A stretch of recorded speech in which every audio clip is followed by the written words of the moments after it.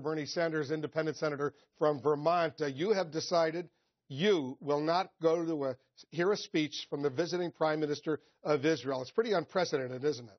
Yes. Has that ever happened before? A prime minister of Israel comes to the United States and a group of Democrats or Republicans, for that matter, decide to boycott the leader of a friendly Democratic ally? I think you're right. That is unprecedented. Why have you decided, Senator, that it would be best, from your perspective, to not go and sit in the chamber, sit in the House of Representatives, and at least give him the courtesy of hearing out what he has to say? Well, a couple of reasons, Wolf.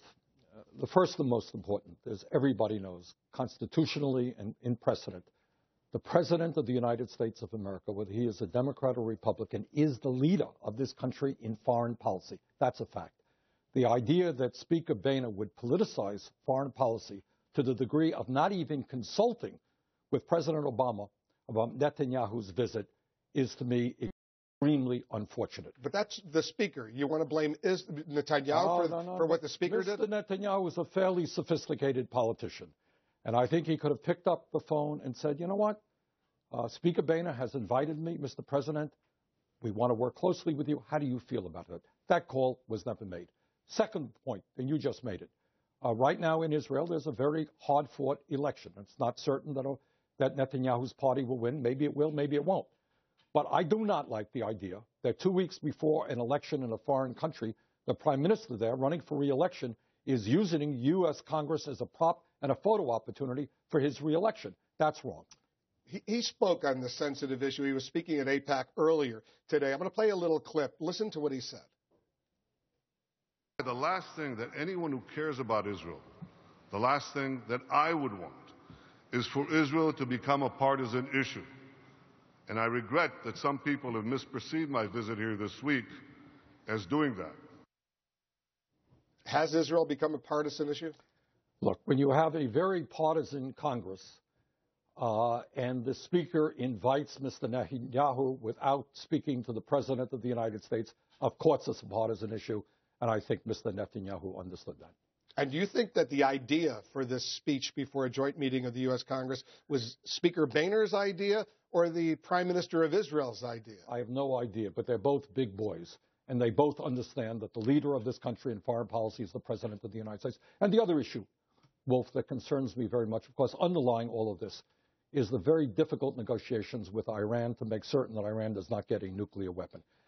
And, you know, I get a little bit upset that we have some politicians who try to be very tough on foreign policy. You know, it's good politics to stand up to Iran. And I would remind those people, they were tough in the war in Iraq and tough with Saddam Hussein, and it led to the worst foreign policy blunder in the modern history of the United States of America. The president is trying to negotiate a very difficult situation to see that Iran does not get a nuclear weapon. So when Netanyahu says that for the U.S. it's a matter of security, but for Israel it's a matter of survival, you say that the president has made it clear, and I think virtually every member of Congress supports the concept that Iran will not get a nuclear weapon. But you know what? I want to see us do that without having to go to war. A war in Afghanistan, a war in Iraq is enough for me. I don't remember a time when so many members of Congress, like you, supporters of Israel, Jewish members of Congress, members of the Congressional Black Caucus, former chairman of the Democratic Party, Senator Tim Kaine, have decided to boycott a speech by a visiting prime minister of Israel. How do the Israelis fix this? I think it will be fixed. Look, I think from day one, from the establishment of Israel as a state, there has been overwhelmingly strong bipartisan support for Israel. I think that that will continue. I am simply upset that Speaker Boehner made this a political issue when it should not have been. One final question. I know you're thinking of running for the Democratic presidential nomination this time. Your decision to go ahead and boycott this speech by the visiting prime minister of Israel, how has that impacted politically? What's been the reaction you're getting? I have no idea how it plays out politically. In my state, there are some people who have written and called and supported, and some people do not. Is it leaning one way or the other? No. More positive or more negative to your decision? I think it's pretty equally divided.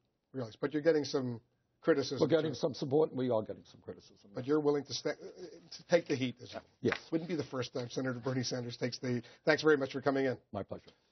So what do Americans